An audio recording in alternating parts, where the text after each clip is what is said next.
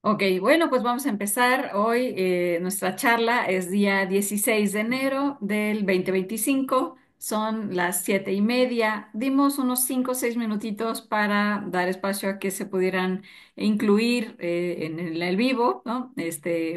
Nos está haciendo aquí compañía Anel, como siempre en el grupo.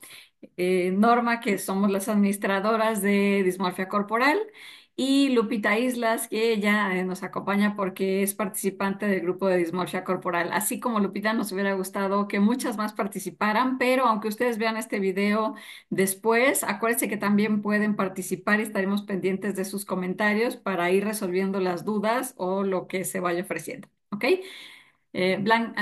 Anel, ¿quieres comentar algo como de bienvenida o de saludo? Pues bienvenidas todas. E igual la charla queda grabada para que se pueda estar escuchando. Sabemos que pues siempre nuestras labores y tiempos a veces no coincidimos, pero lo bueno de las telecomunicaciones pues es esto, ¿no? Que ahorita nos da esta oportunidad de comunicarnos de forma asincrónica. Bienvenida, Vero, con el gusto de escucharte, y bienvenida, Lupita, muchas gracias y estaremos aquí aprendiendo de ti, Vero. Perfecto. Bueno, pues vamos a empezar. Esta charla se llama Las cuatro dimensiones del crecimiento laboral. Y esta es la intención de que conozcamos esta gama tan grande que tenemos, porque desafortunadamente en la cultura educativa solo nos hacen que nos vayamos enfocando hacia el empleo, ¿no? Ser empleados. Y entonces falta esta gama de visión por completo. ¿Por qué la hacemos en este grupo de dismorfia corporal? Porque encontramos un lazo muy interesante entre cómo me veo yo a mí misma. Es decir, si tengo un trastorno de dismorfia corporal, a lo mejor me hago menos o me invalido características que puedo tener para mi crecimiento laboral. Por eso fue interesante para nosotros llevar a cabo esta información que va de la mano de cómo nosotros estamos identificándonos con nuestro propio cuerpo y con nuestra forma de vernos. Entonces vamos a hablar de estas cuatro dimensiones, que es empleado, autoempleado, empresario e inversionista. Cada una de estas tiene una importancia. No quiere decir que una sea más importante que otra, o una más eficiente que otra, o que financieramente me va a ir mejor una que otra. En realidad tienen un conjunto de características que es lo que vamos a compartir el día de hoy, y tú vas a poder ver con respecto a tu personalidad y a tu forma de moverte en el entorno y en el contexto, cuál de estas dimensiones laborales son las que se pueden ser más afines a alinear a tu personalidad y a tu forma de verte a ti misma. Este es el sentido que tiene esta plática. Por supuesto que queremos la participación de ustedes, entonces en el momento en el que haya una duda o algún comentario, me pueden hacer la seña de levantar su mano para abrir los micros, o ahí abajo tenemos la manita para que levantarla. Cualquiera de las dos opciones, estamos ahí pendientes. Bueno. ¿Por qué en este curso estamos manejando esta información? Lo primero que necesitamos es construir esta vocación financiera. Es un propósito, es enfocar y transformar mi relación conmigo, con mi cuerpo y con el dinero. Parece que van desconectadas, pero en realidad todo va conectado, porque dependiendo de cómo yo veo mi propia vida, pues así voy decidiendo cómo me muevo en los entornos. Y así me voy teniendo esta seguridad si me voy a mover en un entorno que ya sea más seguro, o tengo estas cualidades en las que me puedo arriesgar muchísimo más hacia la economía y el movimiento financiero. Entonces, el objetivo de esta plática o de esta charla es ofrecer estas herramientas de conocimiento a los participantes para que vayan conociendo las vocaciones financieras con sus detalles y que puedan alinearlos a sus valores personales. Esto va a fomentar entonces un crecimiento personal y va a impactar positivamente hasta en tu propia autoimagen. Puede ser que de por sí ya estés con una autoimagen devaluada, pero cuando empieces a reconocer las características que tiene cada una de estas vocaciones, probablemente puedes empezar a sentirte más alineada con la que sea congruente a tu propia experiencia. Ujú.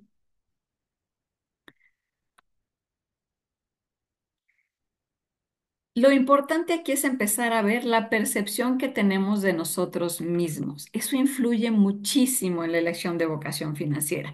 En primera, si yo empiezo a tener miedo frente a la vida porque creo que mi cuerpo no me ayuda, ¿no? Esta invalidación que hacemos de lo físico, que pareciera que perdemos valores, entonces eso puede afectar mucho a tu decisión de vocación financiera. Pero las decisiones económicas pueden ir reflejando cómo se refuerza y cómo se desafían estos patrones de autoestima y de valoración para poder hacer estas transformaciones interesantes. ¿Alguna vez te has preguntado cómo afecta la autoimagen, la manera en la que un empleado o un emprendedor se percibe en términos de éxito? ¿Qué piensan ustedes?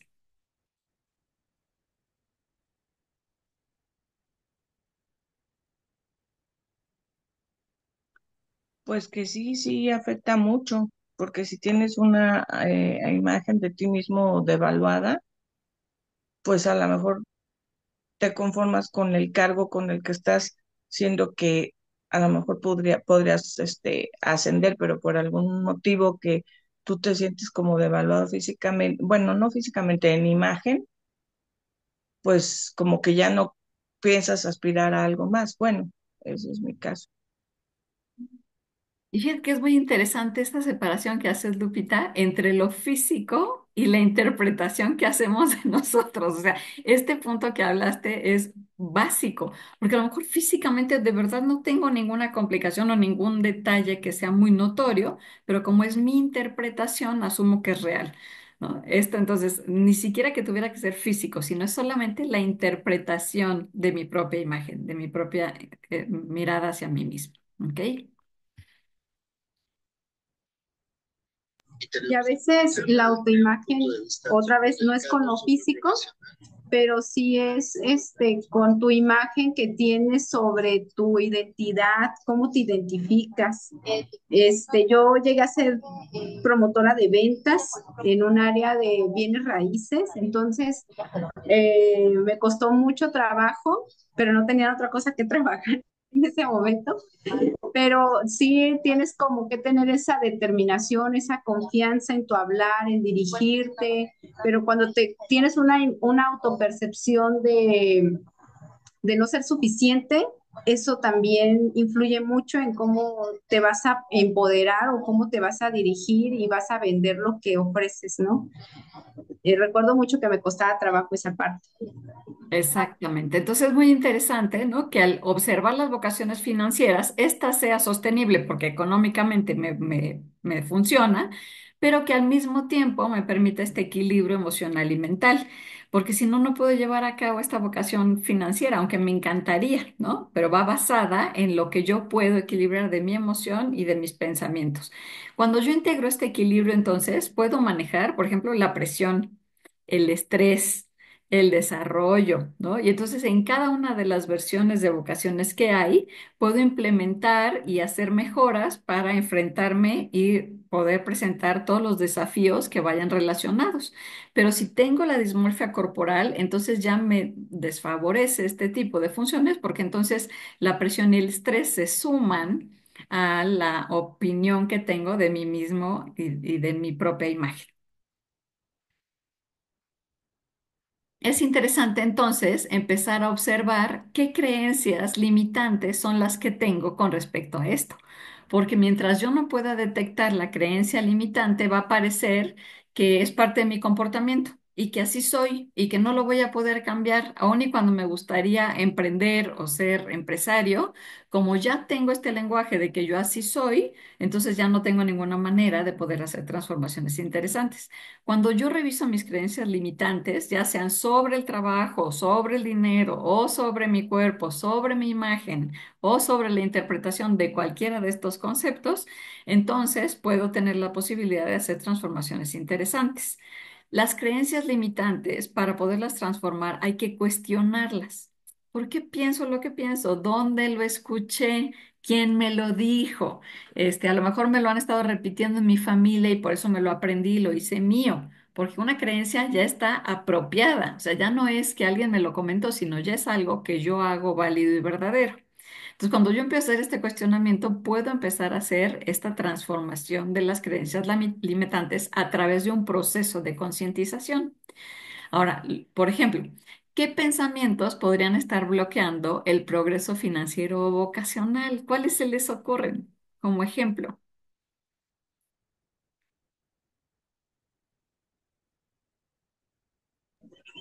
Pues yo recordaba mucho, por ejemplo, en estos procesos de pensamiento, de bloquear.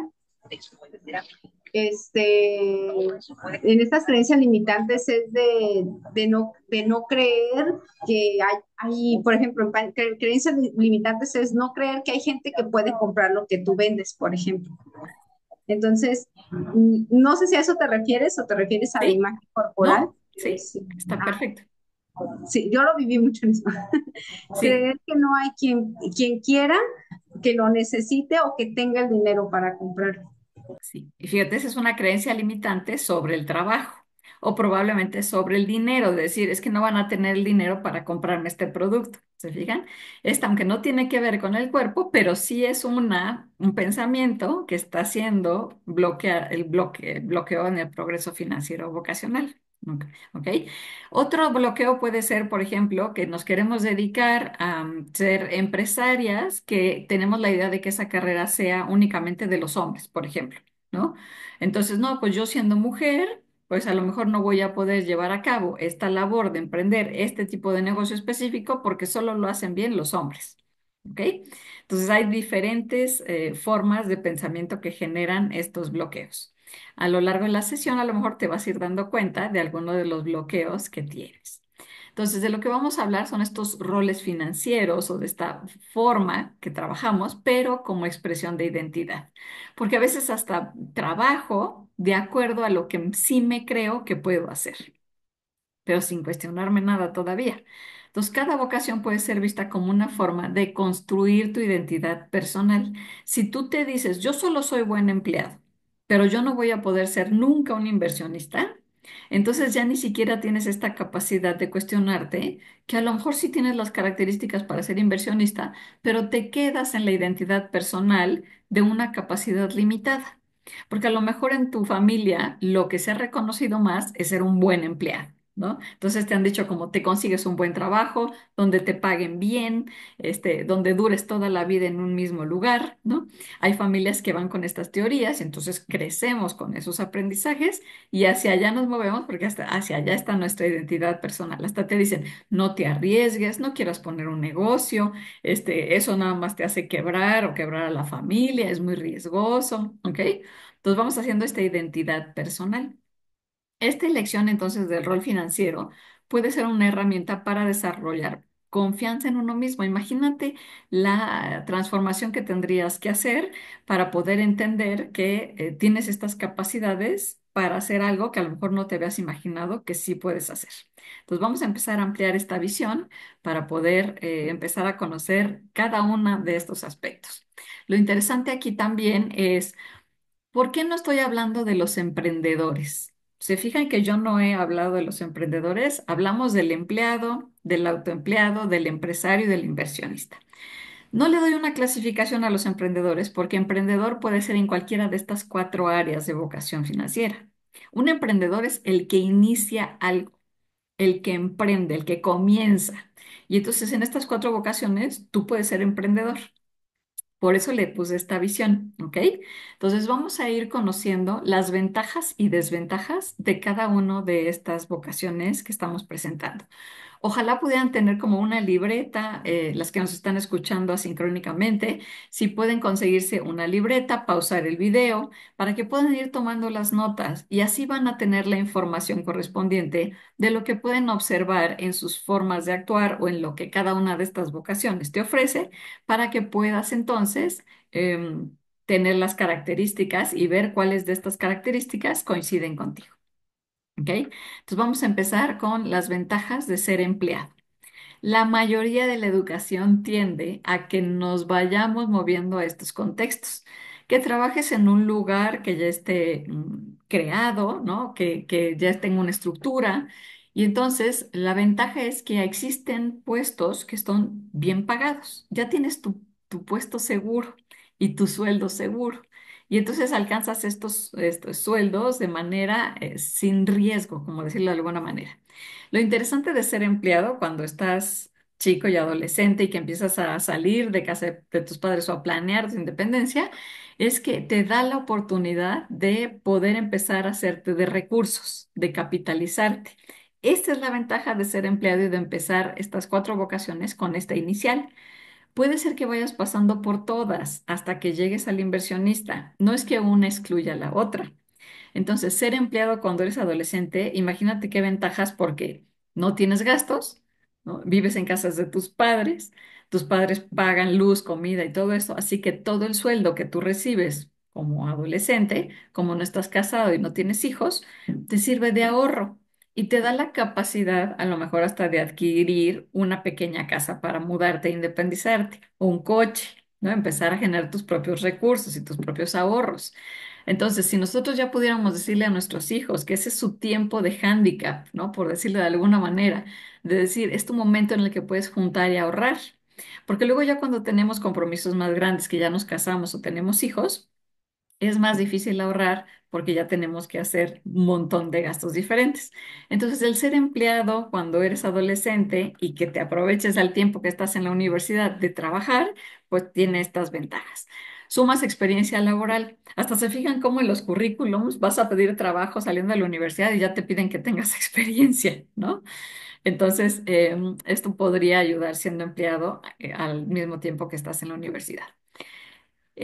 Otra ventaja es que las decisiones y las responsabilidades son limitadas y de poco riesgo. Es decir, no te va a tocar decidir si vas a hacer una gran inversión en la empresa, ¿no? Te va a tocar decidir correspondiente al puesto que realizas. A lo mejor un contador hace la contabilidad del puesto y lleva todo el orden y hace decisiones con respecto al nivel contable que tiene en la empresa. Entonces, las decisiones son limitadas y los riesgos no corres tanto riesgo eh, por esta limitación. Siendo empleado tienes tu horario fijo, sabes a qué hora entras y a qué hora sales, aunque a veces no se cumplen los horarios, pero tienes generalmente estas normas o estas reglas, ¿no? Como empleado estás contratado, se supone que hay una cantidad de reglas que te ayudan a las responsabilidades, a las obligaciones que recibes a la hora que estás trabajando para una empresa. Tienes tu sueldo seguro, es decir, si tú ya estás contratado por la empresa, no depende si tuvieron ventas o no tuvieron ventas. Tú cada quincena o cada mes, de acuerdo al acuerdo que tienes, recibes tu sueldo. Hayas trabajado o no hayas trabajado, hay mucha gente que va y a lo mejor no hace muchas actividades, pero está dentro de la empresa y le siguen pagando su sueldo. Y hay gente que se esfuerza muchísimo y le siguen pagando el mismo sueldo que está acordado en el contrato. Entonces, esa es otra de las ventajas. Y la última ventaja que vamos a ver aquí son las decisiones que son correspondientes al puesto. Es decir, tú no vas a tomar decisiones de dirección si solo eres un colaborador, o no vas a tomar las de jefe si solo eres un empleado de nivel operacional, ¿no? Entonces, dependiendo de estos puestos, son los niveles de decisiones que toman.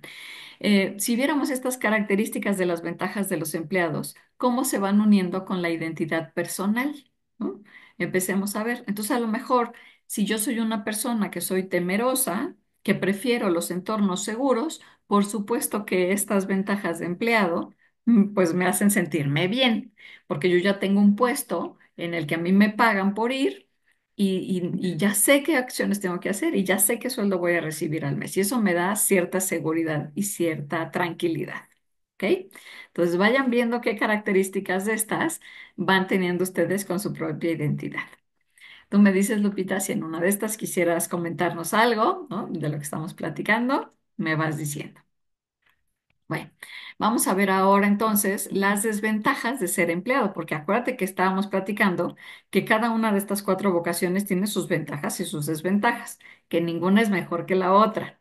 Entonces, ¿en qué desventajas tenemos de ser empleado? Uno, existen puestos muy mal pagados, ¿no? O sea, ¿qué precio te dan por hora? Que a veces, aunque trabajes las 8 horas, no es suficiente para cubrir la economía familiar. Pero no te puedes salir porque hay este miedo a decir, pues mejor gano esto mínimo, que por lo menos me sirve para lo básico, a salirme y no tener nada en absoluto. Entonces, te va dando una seguridad que va protegiendo este riesgo a salir a hacer algo nuevo, pero a fin de cuentas parece que es un respaldo que por lo menos cubres con lo mínimo. ¿Ok? Otra desventaja de ser empleado es que ya no existen los puestos vitalicios. Entonces, en cualquier momento se acaba la garantía de pertenecer a una empresa o a un puesto. Antes había contratos en los que te contrataban y te quedabas como toda la vida hasta que te jubilaras. Antes así era el sistema del empleo, pero ahora ha cambiado y ya no tiene estas características. También otra desventaja es que existen muchos puestos que sean temporales, es decir, te contrato por un año y es lo único que vas a trabajar con nosotros, o empleados de temporada, ¿no? Solo por diciembre, solo por Navidad, solo por Día del Niño, solo por mayo. Y entonces estos empleos sabes que va a estar acotado y que cuando acabe, pues tendrás que moverte a buscar otro empleo. Entonces se siente mucha inseguridad, se siente mucho miedo en este tipo de esquemas de empleo. Otra desventaja es la obligación de cumplir con un horario fijo. Entonces no te puedes dedicar a hacer otra cosa, no puedes dedicarte a buscar otro empleo, no puedes dedicarte a comercializar algo, no, porque todas tus horas están ocupadas en este empleo. Otra desventaja es que difícilmente podrás hacerte millonario, porque vas a ganar dinero limitado, que tú ya sabes cuánto es lo contratado, por las horas fijas que tienes, y entonces ya está establecido, y como ya empiezas a tener tus propios gastos corrientes, es muy difícil que puedas lograr ser millonario. Tu tiempo laboral es limitado, es decir, te vas a tener que jubilar cuando la ley te lo marque.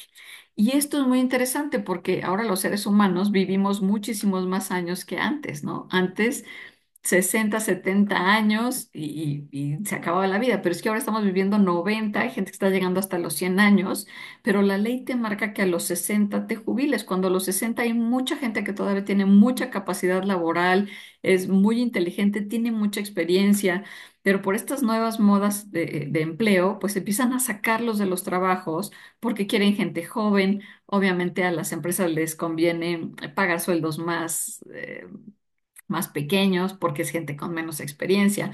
Pero entonces quitamos a toda esta gente que puede brindar grandes oportunidades a los empresarios, gente mayor de 60 o 65 años que todavía están sus capacidades y pues esta es una de las grandes desventajas del empleado, ¿no? Otra es que no eres propiedad, no eres propietario de la fuente de empleo. O sea, tú no eres el dueño de la empresa. Así que en cualquier momento te dicen, tú tienes que salirte de aquí porque esta empresa no te pertenece.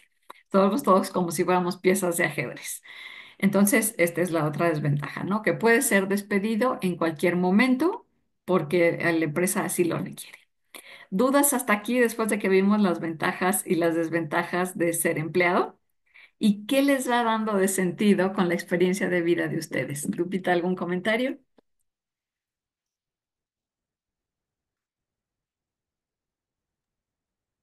Pues en mi caso, en definitiva que sí, por mi personalidad sí prefiero como yo ser empleada, ¿no? Que es así como seguro y ahí estoy como un ratoncito, ¿no? Que siempre pensando en ganar más, en hacer otra cosa, pero no, no, ahí me quedo. Entonces, sí, por todos los temores, la inseguridad y eso me hace sentir pues más control a lo mejor de las cosas, aunque no es el trabajo que yo realmente quisiera, ni por los horarios, ni, bueno, por los días laborados, ni el horario sí más o menos, pero sobre todo por los días laborados y ni tampoco el sueldo. Entonces sí me identifico con esto. Sí, ¿no? Y nos vamos quedando porque da cierta seguridad, como platicas. Y aunque no me guste lo que hago, por lo menos tengo trabajo. Es más, hasta estas frases, ¿no? Como, bueno, mi trabajo no me gusta, pero tengo trabajo. Siempre hacemos este tipo de comentarios, ¿no? Entonces, prefiero este trabajo a sentirme que no pudiera tener nada. Entonces, vamos a ver, empezar a ver las ventajas de ser autoempleado. Hay gente que empieza a ser empleado y se desacomoda, como es que dice, yo ya no quiero este horario fijo, yo ya no quiero estar trabajando para alguien más, yo quiero ser autónomo y entonces es el impulso que genera al ser humano a pasarse a estas dinámicas de autoempleo. Pero vamos a ver ahora las ventajas y las desventajas de ser autoempleado. La primera es que eres autónomo. Parece que esta ventaja está padrísima, ¿no? Ya nadie te va a regular tus actividades más que tú mismo. Aparte, tú vas a trabajar en la actividad que tú desees y en el tiempo que tú desees. Y eso de verdad suena como una ventaja bastante grande, porque entonces ya dices, ya voy a hacer yo lo que yo quiera en el día. Estos son los textos que tenemos como autoempleados. Soy el creador de mi propio negocio, es decir, yo voy a elegir a qué me voy a dedicar. Ya no estoy obligado a un empleo que aunque no me gusta, pues lo hago. Aquí yo elijo qué quiero hacer de autoempleo. Me da esta sensación de libertad, de autonomía, de que yo puedo manejar mis decisiones, mi tiempo y mis actividades. Las decisiones aquí sí completamente son tuyas, así que todo lo que tú decidas, tú sabrás si lo quieres hacer o no lo quieres hacer. Ya nadie te dirá que tú lo tienes que hacer. Tú eliges el producto o servicio que vas a ofrecer. Así que ya puedes elegir lo que por vocación te gusta. Algunos ejemplos de autoempleo puede ser las personas que venden productos cosméticos, por ejemplo, ¿no? Entonces, yo elegí, por ejemplo, productos cosméticos porque a mí me gusta ir a charlas con mujeres y entonces ahí vendo mis productos y es como que me tomo un café y en el café invito a las personas y ahí les vendo. Entonces, si te fijas, haces tu propio esquema de trabajo. Eso es lo que hace un autoempleado. Este puede ser un paso intermedio para volverte empresario, ¿no? Porque empiezas a crecer tu negocio y pasas de ser autoempleado a ser un empresario. Donde ya el empresario, ahorita vas a ver más adelante, es que tiene ya una estructura que trabaja para él. Entonces te da esta pauta. En el autoempleo también tienes el tiempo y el ritmo de trabajo lo determinas tú. ¿A qué hora quieres empezar y a qué hora quieres terminar? Y depende de ti el nivel de ingresos que obtengas. Es decir, entre más horas trabajes o más producto vendas o más servicios ofrezcas, tienes más ingresos. Pero toda esta decisión depende de ti, de tus capacidades. Entonces aquí empezamos a ver que hay pequeños riesgos, porque también si yo ya no trabajo muchas horas o no vendo mi producto o no compran mi servicio, empiezo a hacer esta reducción de ingresos. Y esa podría ser uno de los riesgos como desventaja de ser autoempleado, que vamos a ver ahorita, tal cual las desventajas de ser autoempleado.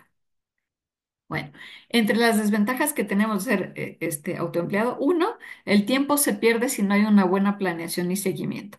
Fíjate, si yo quiero hacer unas ventas, pero en lo que me bañé, en lo que desayuné, en lo que contesté tres llamadas, en lo que me preparé, ya perdí media mañana. Media mañana que yo ya no vendí para mi negocio, ni creé, ni ofrecí mis servicios, y entonces esto me puede empezar a generar conflictos. Y aunque parece que yo decido a qué hora empiezo a trabajar, no puedo perder de vista que necesito seguimiento y planeación. Necesito tener estas habilidades de autorregulación. Esto es muy interesante. Entonces, vemos, por ejemplo, si yo tengo esta capacidad de autorregularme o no, porque entonces tendría que ver si tengo esta capacidad de autoempleo. La sensación de frustración. Imagínate esto que nos compartías, Anel, de que no sé si les va a gustar mi producto o no, y entonces voy y me esfuerzo y les hago una presentación de mi producto y tengo 10 supuestos clientes que estos 10 a nadie le importó. Y entonces esta sensación de frustración, ni siquiera conseguí ninguna venta, no conseguí nada, ¿no? Entonces, a veces los logros del autoempleo no son inmediatos y no son prolongados. Puede ser que tengas de repente un golpe de suerte, pero luego una bajada de crisis de no vender o de no ofrecer nada de servicios. Te vuelves muy esclavo de tu propio negocio, ¿no? Porque entonces ahora sí ya tu horario de trabajo si no está planeado, se va mezclando con tu propia vida. Este también es un trabajo con una apariencia como de negocio. Por eso la gente que es autoempleada se dice que son empresarios, pero hay una gran diferencia. El empresario ya tiene una estructura que trabaja para él. El autoempleado es como el todólogo, ¿no? Porque el autoempleo es el que consigue clientes, el que cobra, es el que consigue el producto, el que negocia, el que envía, el que hace la contabilidad. El autoempleado hace todo, es un todólogo de su propio negocio. Entonces sí tiene esta apariencia de negocio porque haces todas las actividades, pero las hace una sola persona, tú, ¿ok? Generalmente no puedes delegar. Por ejemplo, imagínate que el autoempleado, su trabajo sea que voy a vender comidas a domicilio, pero yo las hago porque yo soy quien condimenta la comida y sé qué quiero hacer y sé qué es lo que quiero vender. A veces delego y la persona que delegué no sabe ni cocinar o no le queda igual o me desperdicia el producto, ¿no? Entonces hay ciertas cosas que no puedo delegar. Por ejemplo, si yo voy a dar un curso, no puedo delegar porque el conocimiento que yo tenga para dar el curso, a lo mejor la persona que tengo a mi lado no tiene el mismo conocimiento. Entonces, esta es una complicación del autoempleo. Dejar de contar con tiempo de experiencia laboral. Los que estamos trabajando como autoempleados no tenemos un registro de que sigamos teniendo una experiencia. Entonces, cuando queremos regresar a ser empleados, a lo mejor intentamos ser autoempleados por 10 años, 8 años, y cuando en tu currículum te preguntan qué hiciste y tú dices, pues un negocio personal, a las empresas les parece que no hiciste nada en ese tiempo en realidad, porque no hay una justificación que diga, ah, mira, sí trabajaste aquí y tengo este reporte laboral, ¿no? De que estuviste en este tiempo. El crecimiento del autoempleado depende de su persistencia y su dedicación. Fíjate que cuando hay una persona que va a empezar a hacer un negocio y nos preguntan, ¿de qué pongo el negocio? Esto tiene que ver mucho con este punto, porque si yo pongo un negocio que no sea algo que a mí me gusta, me llena, me ilusiona y me entusiasma hacerlo, no voy a poder tener la persistencia y la dedicación que necesito como autoempleado para sustentar mi negocio. Y entonces la gente me dice, no, no, no, dime un negocio que gane dinero, eso es lo que yo voy a poner. Y entonces hablando de un negocio que gane dinero, es que yo les puedo decir, puedes poner un restaurante. Y me va a decir la persona, pero a mí no me gusta cocinar ni lavar trastes, pero ese es un negocio que da dinero. Entonces te van a decir, bueno, me aviento a hacerlo, pero vas a trabajar un mes y luego ya el siguiente mes vas a estar desesperado porque no me gusta cocinar ni lavar trastes, ¿ok? Entonces más bien tenemos que buscar qué es lo que te gusta para que entonces puedas conectar con esta persistencia y dedicación. Y la última desventaja que vamos a ver del autoempleo es que se trabaja continuamente, sin regulación de horario. Es decir, tu vida y tu trabajo se van a empezar a mezclar. Y a lo mejor estás en una comida y ya te están llamando para un servicio que tienes que dar o un producto que tienes que entregar. Entonces empiezan a mezclar la vida y el trabajo al mismo tiempo. Eso hay que observarlo. Entonces, después de que ven esta información, ¿qué comentarios van armando? ¿Alguna vez intentaron ser autoempleados? Porque aquí se puede empezar a observar la identidad que tengo yo de mí mismo. ¿Confío en que puedo llevar a cabo las decisiones todas yo? ¿Me puedo arriesgar a trabajar que nadie me coordine el tiempo, pero me regulo, me gestiono yo? Entonces, esto hay que empezarlo a observar, ¿ok? A ver a qué conclusiones van llegando con las desventajas y las ventajas de ser autoempleado. ¿Qué opinan, Anel? Pues le dejo a Lupita qué opina y ahorita comento yo. Ok, a ver, Lupita, ¿tienes comentarios? Sí, bueno, yo ya traté una vez, era chofer de Uber, Sí. trabajé para otras personas y también con mi propio coche, pero eso me pasaba mucho que no tenía autorregulación porque yo estaba sola con mi hija, que mi hija, por cierto, es quien tiene la dismorfia. Y y pues bueno, en ese momento ya no manifestaba esas cosas, pero de repente no, pues que la escuela, y luego que ya me hablaron a junta, y yo quería tomar los cursos de escuela para padres ahí en la escuela, y luego que no, que ya tengo que ir por ella, y que desayuna, y luego que ya quiero ir a la pipí, y hay cosas así, entonces realmente no tenía yo esa estructura o ese orden para decir, a ver, no, yo me voy a tal hora, o sea, como mi hija dependía totalmente de mí, pues yo tenía que estar viendo que llevarla a la escuela. Para cuando yo veía, pues ya había bajado el momento, pico donde yo podía obtener buenas ganancias. Y ya después ya no había casi viajes, ¿no? Y así me la pasaba, así no era una cosa, era otra. Y entonces, pues bueno, creo que no fue bueno en su momento y ahorita, bueno, con esta situación que ella tiene, perdón, si yo estuviera igual, pues creo que también sería difícil porque me cuesta mucho trabajo dejarla para irme a trabajar y tengo un horario fijo. Sin embargo, he podido hacerlo porque sí hay quien me exija que lo hagan, hay quien me autorregula, Sí. no yo. Ujú. ¿No? Ujú. Y fíjate, a lo mejor aquí buscar qué opción de autoempleo puedo hacer en compañía de mis hijos, ¿no? Esto es lo que podemos empezar a pensar. Por eso, saber qué negocio es el que voy a desarrollar como autoempleo es que tengo que ver todo mi contexto completo. Había una persona que me decía, yo me quiero autoemplear, pero es que en las tardes tengo a mis hijos aquí en la casa y están chiquitos y no puedo hacer otra cosa. Entonces, hasta que se le ocurrió mejor encargarse de ayudar a hacer las tareas a los niños y cobraba por hora ayudar a hacer las tareas. Entonces decía, me queda perfecto este trabajo porque entonces me siento con mis hijos a que ellos hagan las tareas y siento a los otros niños que me están pagando cada uno de ellos por una hora de hacer las tareas y entonces estoy ayudando a mis hijos y haciendo este negocio de autoempleo donde estoy recibiendo dinero en un lapso de tiempo en el que está adecuado, está fijo, hay autorregulación, los niños son consistentes, porque estos niños que vienen a hacer las tareas seguramente tienen papás que trabajan y que no pueden hacer esa labor. Entonces empieza a ser un contrato eficiente, ¿ok?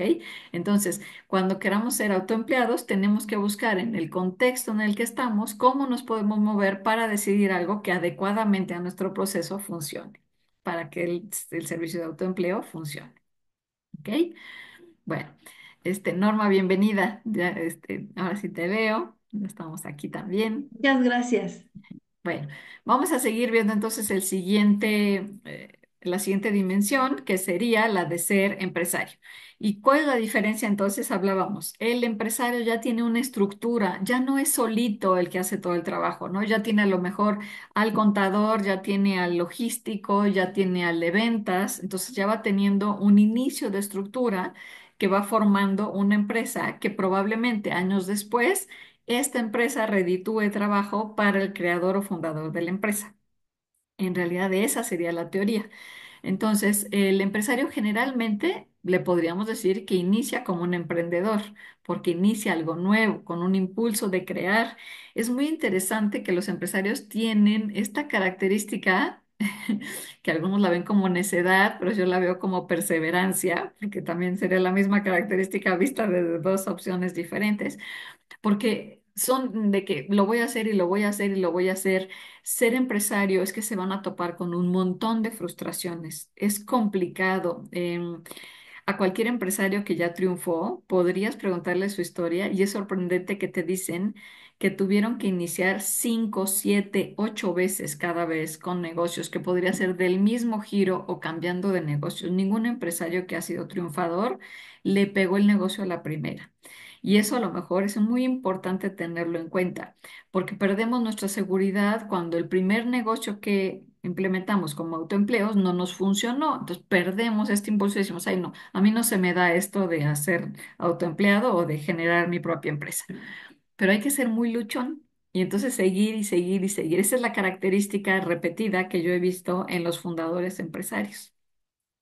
Tienen entonces la intención de conducirse hacia la libertad financiera, porque así, aquí sí la empresa te va a dar un momento en el que tú vas a poder conseguir esta libertad financiera. ¿A qué corresponde la libertad financiera?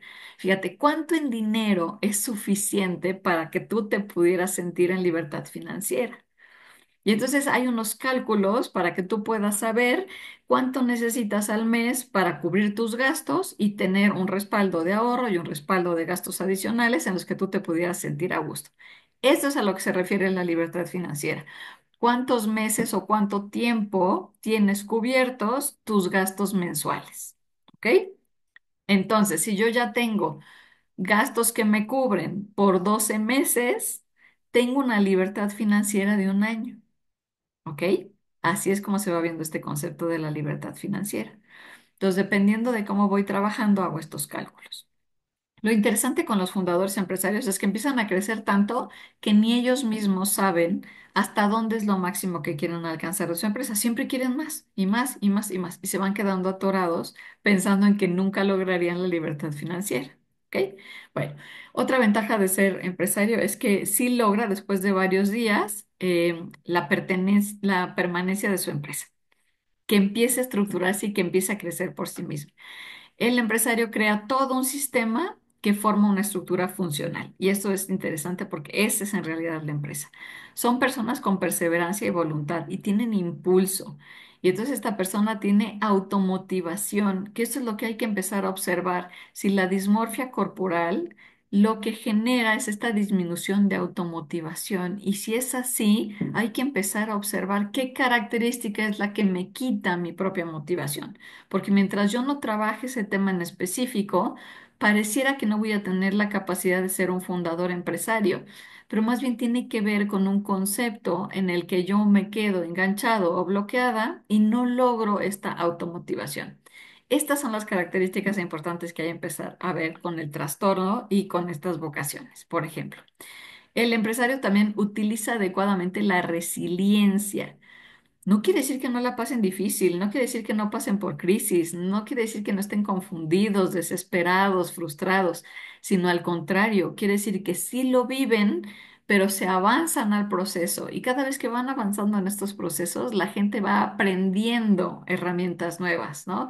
De gestión de emociones, de gestión de pensamientos, de decisiones más conscientes. Y entonces vas aprendiendo en la práctica y esto es lo que genera la resiliencia, un propio crecimiento. La dismorfia generalmente hace lo opuesto, te frena. Y entonces te quedas atorado en el trastorno y ni siquiera puedes encontrar esta resiliencia de aprender de esa experiencia para mejorar con alguna herramienta aprendida. Entonces, cuando nosotros hagamos estas transferencias y estos acondicionamientos en la propia personalidad, vamos a poderlo desarrollar también en un espejo en la vocación que hagamos. A mí me llama mucho la atención que las empresas son la foto del fundador empresario. Es decir, las mismas características que tienes como persona son las mismas características que tiene tu empresa familiar. Entonces, arreglemos nuestra persona y en automático se va a empezar a desarrollar y generar la posibilidad de generar empresas mejores. El empresario no depende de nadie más. Todas las decisiones son propias. ¿Ok? ¿Dudas hasta aquí? Bueno, vamos bien. Entonces vamos a ver las desventajas que tiene ser empresario, porque también tiene sus complicaciones. Uno tiene momentos de inseguridad y miedo con emociones muy altas, confronta sus propias emociones, tiene que tener un control de gestión de emociones de gran nivel. Esta inseguridad y miedo nosotros lo vemos muy conectado a la dismorfia porque pareciera que no me puedo mover con seguridad hacia el mundo por esta forma como me miro a mí misma y esta rigidez con la que me juicio a mí mismo. Pero si vivo con esta rigidez, no me doy la capacidad de poder encontrar lugares seguros para mi propio desarrollo. Y el empresario es lo que hace. Empieza a buscar lugares seguros. No quiere decir que a un momento se le quite la inseguridad y el miedo. La inseguridad y el miedo nunca se nos quitan, ¿no? Vamos aprendiendo a incorporar seguridad o decisiones o acciones para empezar a solventar que no me detenga la inseguridad y el miedo. Y eso es lo que también tendríamos que hacer o podríamos hacer en un trastorno de dismorfia corporal. El futuro puede parecer incierto por momentos. Los empresarios a veces, con las crisis de los países o las decisiones gubernamentales o los procesos financieros que se van dando en los países, empiezan a tener esta incertidumbre. No sé hacia dónde va mi empresa, probablemente va a tronar. Imagínense en la pandemia cuántos fundadores de empresa, sus empresas quebraron por esta situación de salud que ellos no lo pudieron haber sabido 5 años antes ni 10 años antes, porque no había manera en la que nos pudiéramos haber imaginado que esto iba a suceder. Entonces, cuando se pone este tipo de situaciones, ellos tienen miedos por la inseguridad del futuro. Vive varios fracasos y varias pérdidas. Tiene que usarlo como aprendizajes. En la dismorfia corporal, a lo mejor porque no usamos estas crisis como aprendizajes, tenemos que empezar a transformar eso. El empresario trabaja sin horario, pero trabaja mucho más de lo habitual. De hecho, sus horas libres se reducen en una gran cantidad. Aunque parece que es autónomo y libre, pues realmente queda atrapado dentro de su propia creación, la empresa. Otra característica es que el empresario se siente que va solo. Como muchas decisiones tiene que tomarlas solo, se acostumbra a ir caminando solo, pero después que frena un poco, dice como, pues nadie me va acompañando en mi proyecto, todo lo he hecho yo y llevo 7 años así y estoy cansado y nadie me escucha y nadie me comprende y nadie puede entender cómo yo veo la vida, pero pues es que este es sentimiento de soledad. Vive un nivel de estrés muy elevado. Las decisiones son su responsabilidad, o sea que imagínate que tienen que asumir niveles de riesgos muy interesantes, porque lo que decide, eso es lo que va a pasar en la acción y él tendrá que asumir las responsabilidades de las consecuencias correspondientes. Tiene que tomar riesgos porque si no, no hay crecimiento en su empresa y tiene que enfrentarse a situaciones desconocidas. Con la dismorfia corporal nos frenamos mucho porque no me quiero enfrentar a situaciones desconocidas. Prefiero quedarme en la inseguridad de cómo me siento con la dismorfia. Pero a veces cuando podemos hacer atrevernos a enfrentar el reto, podemos salir de esta interpretación o de este trastorno de la situación en la que estemos. Entonces vayamos tomando estos ejemplos de vocación para ir haciendo este match de información entre estas dos áreas que podrían parecer como muy separadas, pero que sí tienen mucho en común. ¿Comentarios, dudas hasta aquí de desventajas y ventajas de ser empresario? Yo tengo un comentario que precisamente lo iba a comentar con el, ¿Empleo? el autoempleado, ¿no? Esta parte del miedo. El autoempleado, pues el miedo si te va a funcionar, lo que vas a invertir, si vas a pagar renta y si te va a salir pagar la renta y la luz. Entonces se enfrenta uno a muchos miedos que uno después dice, no, mejor no. O esa parte de los fracasos constantes, pero no quiere decir que, si al contrario, lejos de verlo como lo utiliza esta parte de Elon Musk, si se pronuncia así, ¿no? No son Sí. fracasos, es aprendizaje de cómo hacerlo mejor, ¿no? Y vaya que invierte millones de dólares en sus cohetes, pero el hecho de que explote, de que falle, no significa que fracasó, sino, a ver, fue aquí el error, vamos a mejorarlo. Y es esa mentalidad que uno debe de cambiar y ese chip que hablabas tú hace rato de los pensamientos, ¿no? Entonces, como autoempleado enfrentas estos miedos de si va a funcionar o no y lo que le vas a invertir o si te vas a endeudar, porque muchos le invierten económicamente. Y luego pienso en el empresario, porque el empresario tiene gente a su disposición de la que depende de él. Y yo he trabajado con usuarios que después generan esta parte de ansiedad porque tiene que pagar nómina y porque a lo mejor tiene que pedir otro préstamo puesto que no ha salido por cuestiones precisamente que no dependen de su empresa, sino a nivel nacional o internacional lo que está generando esta baja y tienes que pagar nóminas, sostener la quincena con quincena porque no sabes hasta cuánto va a durar esta etapa, por ejemplo. Entonces genera mucho estrés, ansiedad, la responsabilidad incluso de familias, porque hay emprendedores o empresarios que en verdad sí se comprometen en esta parte y pues no es fácil y por ello es de que no todos nos animamos y por ello de que los mejores llegan siempre cada vez más arriba, ¿no? Porque son los que se atrevieron y los que a constante fallas, ¿no? Pienso en la vida de Walt Disney también, que decían que vivió en la basura, comió, no pasaba hambres, pero por este mismo como sueño, ¿no? Y no sé, ahorita no tengo en mente, pero leí en una ocasión que las personas inversionistas en la bolsa, las personas inversionistas, y pienso en esta parte de empresarios, son personas que tienen, no trastorno, no quiero hablar la palabra trastorno, pero como esta este, psicopatía de arriesgarse demasiado. Sí, porque una persona psicópata pareciera que no tiene esas emociones del arriesgarse, ¿no? Lo vi en una de Forbes, me pareció muy interesante esta parte que lo asoció porque se arriesgan mucho, como si la familia no fuera a comer, sí generan esta ansiedad y este estrés y todo, pero aún así como que es este sueño, no sé qué hay, tú sabes, tú has trabajado más con empresarios, pero hay esa parte de arriesgarse, ¿no? Y está esta parte en el fondo de esa motivación que va hasta mucho más allá de esa motivación de emprendimiento, que es mucho, mucho riesgo también. En esta revista de empresarios que yo leía, hablaba principalmente de los inversionistas, que se arriesgan al límite y a veces arriesgan hasta lo que ya no tienen, pero después ganan muchísimo más por esta misma adrenalina de arriesgo. No sé qué piensas tú al respecto, pero yo me situaba ahorita, ya me fui para allá, pero me situaba en estos miedos que se generan en la inversión. Sí, fíjate que es interesante que si el miedo puede ser un factor que te detenga a no moverte en la vocación financiera en la que te podrías mover, si en realidad pudiéramos gestionar nuestros miedos, a lo mejor entonces sí podríamos tener esta capacidad de movernos un poco más hacia cualquiera de las otras vocaciones financieras, ¿no? Entonces, Este miedo nos protege, eso es lo que hace el miedo, ¿no? Luchamos, huimos, y estas personas que te menciono, pues van más allá del miedo hasta luchar y poner en riesgo todo, ¿no?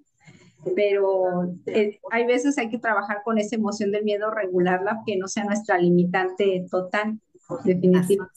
Que otra característica en los empresarios que es muy interesante es que cuando ellos no saben cómo hacer las cosas, en vez de frenarse, buscan un experto que los asesore, ¿no? Y esto llevándolo a la dismorfia corporal es que si tú ya encontraste que tienes este problema de dismorfia corporal con una característica específica, podrías buscar a un especialista que te pueda ayudar a salir de esa situación, porque al salir de esa situación sumarás resiliencia y seguramente hasta cambiarán tus propias decisiones, hasta en lo laboral, ¿no? Acuérdense que va una cosa conectada a la otra. Entonces es interesante ir haciendo estos símiles de información de cómo mueve el miedo el empresario y cómo lo mueve a alguien que tuviera dismorfia corporal, que se frenara con el miedo. Entonces el empresario busca solucionar, busca soluciones. Entonces estas capacidades también las tenemos cualquier ser humano, ¿ok? Bueno, entonces vamos a continuar. Norma, ¿algún comentario? ¿Estamos bien?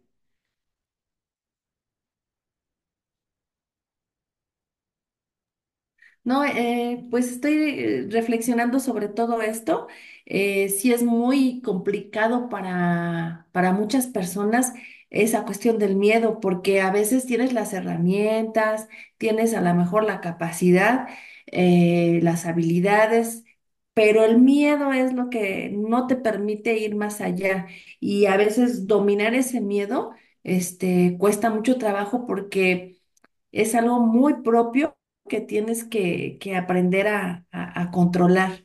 Entonces, sí, justamente a veces es necesario acudir a un profesional de la salud que te ayude con ese problema porque no te deja, pues soltarte y explotar todas esas capacidades y herramientas que uno tiene. Fíjate que ahorita que estás nombrando estas características del miedo, también lo voy a unir con otra idea interesante, porque el miedo también se disminuye cuando encuentras que en lo que te quieres desarrollar es algo que te llama la atención y te gusta mucho. Por ejemplo, Gabriel García Márquez platicaba que cuando él quería ser escritor, sus papás le decían, no, no te dediques a eso porque te vas a morir de hambre, ¿no? Pero a él le encantaba escribir, o sea, se inspiraba y entonces los papás decían, no, no, no, un día te vas a quedar sin comer. Y su frase fue, aunque me tenga que comer las hojas de mis libros, a eso me voy a dedicar. Y se inspiró y se dedicó a ser escritor. Entonces, con eso sí podemos disminuir el miedo, ¿no? O afrontar la realidad. Si yo encuentro algo que me apasiona, que en realidad es algo que me conecta, entonces lo logro. Muchos de los emprendedores y de los empresarios logran eso porque son cosas que les llaman mucho la atención, que les dan sentido. Y aparte, puedes tener diferentes cosas que te ilusionen. Tuve el caso de un empresario que perdió su empresa por la pandemia y entonces vendió lo poco que le quedaba y dijo, mientras decido qué voy a hacer, voy a comprar un camper. Y como tenía un hijo chiquito nada más, entonces se fueron su esposa, su hijo chiquito y su perro y se fueron al camper. Y entonces llegó a un lugar de estos donde es un terreno que te rentan el espacio y tú te pones en el camper. Y se dio cuenta y dijo, esto quiero de negocio ahora. Voy a buscar terrenos que estén cerca de la naturaleza y entonces voy a invitar a la gente que rente ese espacio con su camper y hasta hago exploración por el área, ¿no? Deportes extremos, rafting o rappel de la naturaleza que esté cerca de ahí. Y sorprendentemente se enamoró de este nuevo proyecto y ahora le fue muy bien. Ya tiene 4 terrenos diferentes por diferentes partes de la República Mexicana, en diferentes entornos. Tiene de mar, tiene de selva, tiene, ¿no? Entonces va ofreciendo estos servicios y ahora cambió de negocio por completo porque se inspiró a través de haber tenido que vivir esta experiencia de haber perdido su negocio primero. Entonces, ni siquiera sabemos desde dónde puede salir la inspiración, pero esto nos va ayudando a disminuir el miedo. Busquemos qué nos ilusiona, ¿no? Para poder hacer esta conexión a ser creadores de nuestras propias empresas. Ahora vamos a hablar de las ventajas de ser inversionista. El inversionista puede hacer crecer su capital en largo tiempo, es decir, va a guardar su dinero y este va incrementando. Otro es que hace esta generación de ingresos pasivos. ¿A qué me refiero con eso? Generalmente parece que generamos dinero por el tiempo que trabajo, pero si yo ya tengo saturados, por ejemplo, soy consultor o soy psicólogo, pero ya tengo mis 8 horas de trabajo porque ya tengo mis 8 consultas del día que voy a hacer, y estoy hablando de muchas consultas, 8 diarias, ¿no? Pero ya tengo mi tiempo limitado, ya no tengo otra manera de generar activos. Esta generación de ingresos pasivos son, por ejemplo, yo compro un bien inmueble y lo rento. Entonces, no necesito mi tiempo para ganar este dinero adicional. Los inversionistas, esta es la ventaja que tienen ingresos pasivos. Entonces, ganan dinero no teniendo que ocupar su propio tiempo en ello. ¿Ok? Pero este no nada más lo pueden hacer los inversionistas. Fíjate que hay un caso aquí, cerca de donde yo vivo, que hay un señor que vendía jícamas y pepinos, ¿no? En unos carritos. Y entonces él dijo que pues tenía limitado porque él solo podía estar en una zona con un carrito. Y se le ocurre entonces hacer una serie de 10 carritos y decirle a la gente, yo te dejo a concesión el carrito y de lo que tú vendas me das una comisión y tú ganas un dinero. Y entonces hace multiplicador su tiempo, porque ya dice, yo rento estos carritos, yo ya no los trabajo y la gente va y trabaja, ellos ganan dinero y me dan a mí una comisión. Esta es generación de ingresos pasivos. Y si se fijan, esta persona no tuvo que invertir una gran cantidad de dinero y se hizo multiplicador porque cada día hace como si cada una de sus horas la multiplicara por 10 o 15 por el número de personas que tiene trabajando para él con los carritos, ¿no? Entonces, esta es una manera de generar ingresos pasivos. El inversionista tiene esta diversificación de riesgos, no solo tiene un mercado, no solo bienes raíces, sino acciones, libros, distribución de productos, y entonces con eso reduce el riesgo de que el mercado pudiera frenarse en alguno de los aspectos. Hay un acceso de oportunidades al mercado, es decir, puedo diversificar mi inversión y entonces me voy beneficiando de los cambios en la economía. Fíjense que en la pandemia fue muy interesante porque no todas las empresas quebraron. Hubo unas empresas que se enriquecieron muchísimo. Por ejemplo, los que empezaron a vender cubrebocas o el alcohol que usaban para las manos. ¿Ok? Entonces, esta gente se vio beneficiada por la oportunidad del mercado. A lo mejor pensaron que antes era una empresa que no tenía ganancias y de repente tienen esta empresa que gana mucho. El inversionista tiene flexibilidad y control, decide en qué asignar sus inversiones y entonces busca hasta estrategias para obtener estos objetivos con una tolerancia de riesgo. Tiene inversión en el futuro, va generando aprendizaje y desarrollo. Esta es una clave importantísima porque esta característica la podemos sumar en cualquiera de los momentos de nuestra vida. Necesitamos sumar aprendizaje y desarrollo. Si yo me quedo frenado, no hay manera. Nadie va a venir a impulsarme y a decirme, tienes que aprender o tienes que moverte. Esas decisiones personales. Tengo una participación en el crecimiento económico porque los inversionistas pueden ayudar a gente que está empezando sus negocios, a autoempleados, o pueden empezar a generar ayuda a los fundadores de empresas, ¿no? Hay mucha gente que empieza a apoyar las ideas de alguien más. Alguien más en las redes dice, oye, yo quiero crear un negocio, pero necesito socios, porque lo que yo no tengo es el dinero, pero tengo la idea y tengo la logística y tengo la inspiración. Y entonces un inversionista viene y aporta su dinero para hacer esta creación de negocio y apoya al empleado. Entonces, se fijan, van haciendo una secuencia que todos tienen en común para irse apoyando. ¿Cuáles son las desventajas de ser inversionista? Porque también tiene sus propios riesgos. Es, por ejemplo, que puedo tener el riesgo de la pérdida. Invierto y en una de esas a lo mejor quiebra la bolsa o cambia el mercado y entonces puedo perder todo mi patrimonio. No hay esta falta de garantía del retorno de la inversión, porque a lo mejor no regresa nada de vuelta, no tengo la garantía de que esto suceda. Tengo que estar tomando decisiones continuas y complejas, entonces todo el tiempo tengo que estudiar, saber, conocer los mercados, saber las tendencias financieras, ver la información mundial para que yo pueda estar todo el tiempo tomando ese tipo de decisiones. El tiempo y el esfuerzo requerido es muy amplio, o sea, el inversionista todo el tiempo está pensando en cómo tiene que hacer estos procesos. La toma de decisiones tiene que pasar de emocionales a racionales y estar observando porque si no se meten estas decisiones irracionales en las que puede llegar a perder su dinero. hay esta falta de liquidez a veces tienen inversiones en bienes raíces o en empresas, pero no tienen dinero en efectivo, ¿ok? Hay muchos costos por comisiones, o sea, el financiero que te dice cómo lo vas a hacer, el que te opinó dónde está la inversión, todos te van pidiendo comisiones, entonces también tienes que ir haciendo un reparto interesante de dinero. Hay mucha incertidumbre económica y política también con los inversionistas. Y pensemos que un inversionista es que no tiene que tener millones para invertir. Fíjate que hay un negocio muy interesante en internet que se llama un ladrillo.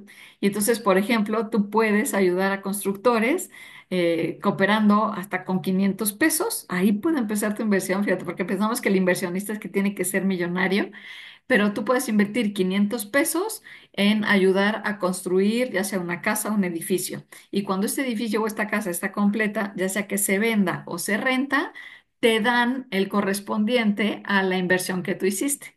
De tus 500 pesos, por ejemplo, si ellos van a rentar la propiedad en 1 millón, calculan cuánto es lo correspondiente a tu ladrillo que invertiste y te dan tu ganancia correspondiente al ladrillo. Entonces tú puedes contratar un ladrillo, 10 ladrillos, 100 ladrillos, 500 ladrillos, dependiendo de la cantidad. Y entonces hay estos esquemas de inversión que a lo mejor no conocemos y que entonces podemos salirnos de esta idea de que tengo que ser millonario para poder empezar a ser inversionista. Ahora empezamos a ver este tipo de información que es muy interesante. Bueno, ya tenemos entonces la imagen clara de estas cuatro perspectivas de vocaciones. Lo interesante es que empieces a observar cuál se alinea a tu vocación. Entonces vamos a hacer esta pregunta. ¿Cuál es la vocación que es más congruente o se encuentra alineada con tu naturaleza? A ver qué responderían, de qué se dieron cuenta, con cuáles se van identificando. A ver, me van a comentar.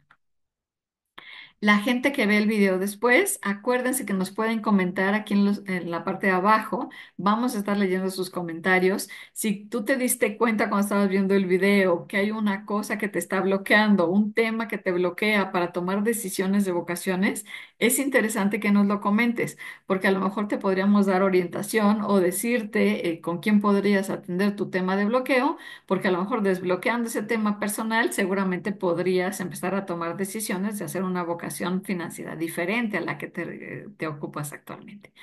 Entonces, bueno, ¿algún comentario? ¿Qué opinan, chicas? ¿De qué se van dando cuenta?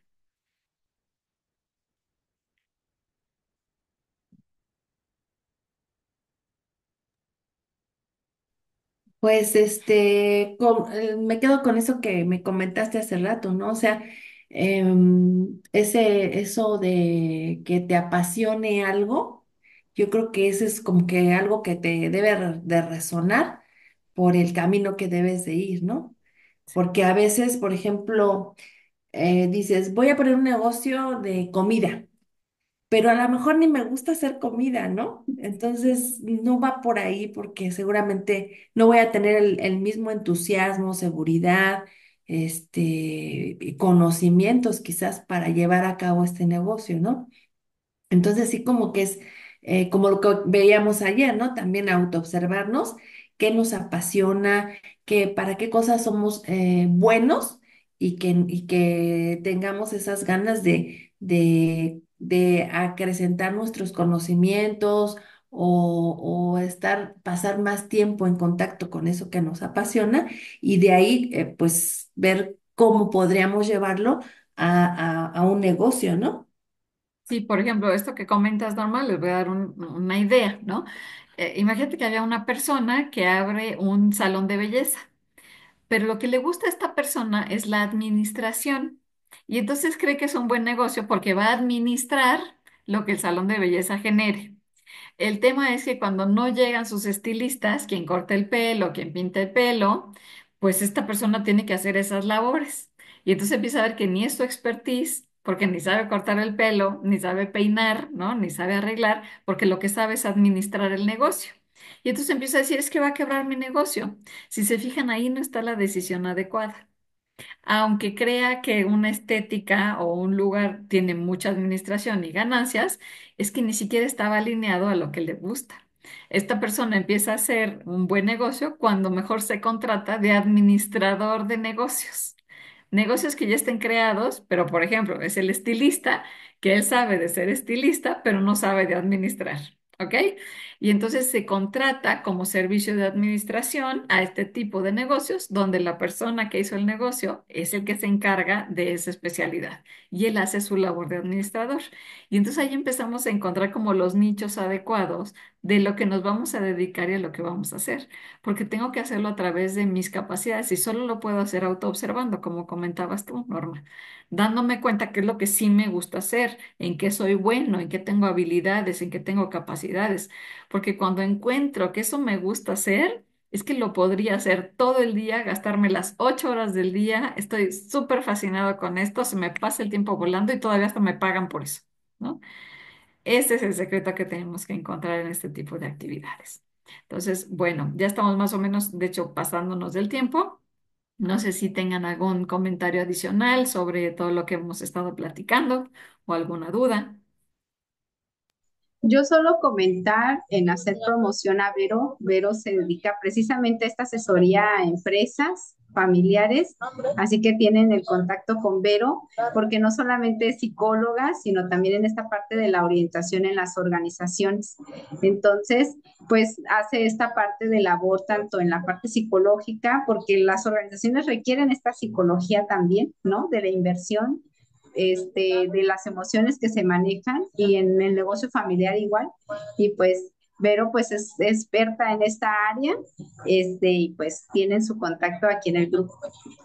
Gracias. No, gracias, Anel. Y sí, Y estamos a también sus otra órdenes. cosa que es importante, ¿no? Que también tú nos puedes orientar en los casos, por ejemplo, cuando tenemos algún trastorno, como precisamente la dismorfia corporal, que nos hace tantos bloqueos en nuestras vidas, ¿no?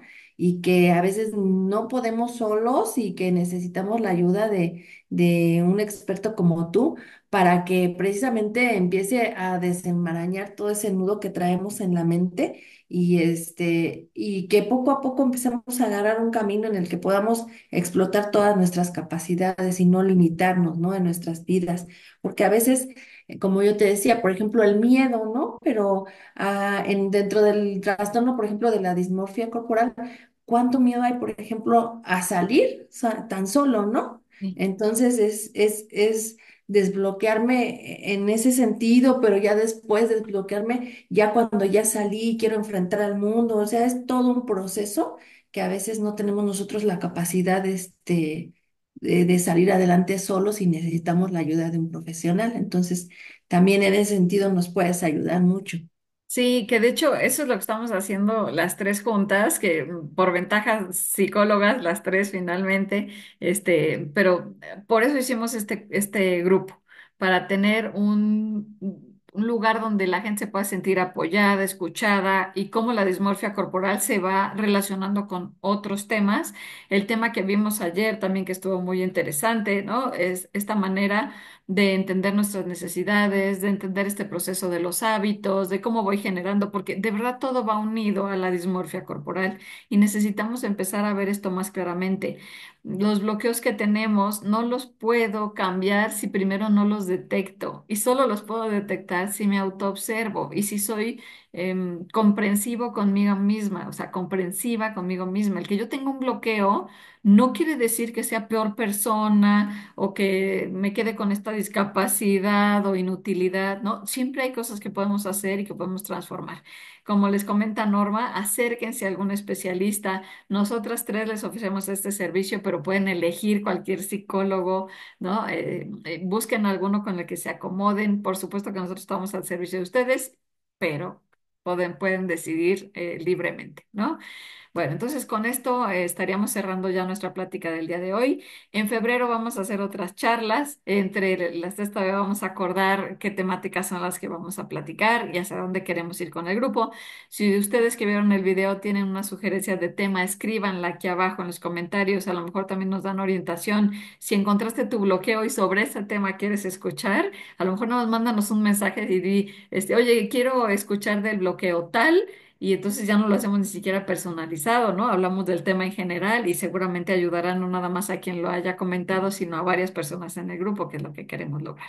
Entonces, bueno, pues con esto nos despedimos. Lupita, gracias por acompañarnos en vivo. Muchas gracias. Ujú. Y ahí seguimos en contacto en el grupo. Gracias, Norma. Gracias, Anel. ¿Alguna despedida o algo que quieran también comentar? No, pues muchas gracias, chicas. Muy interesante todo lo que nos han platicado y vamos por más temas. Así es, vamos por más. Gracias. Gracias, buenas noches. Buenas Bueno. noches.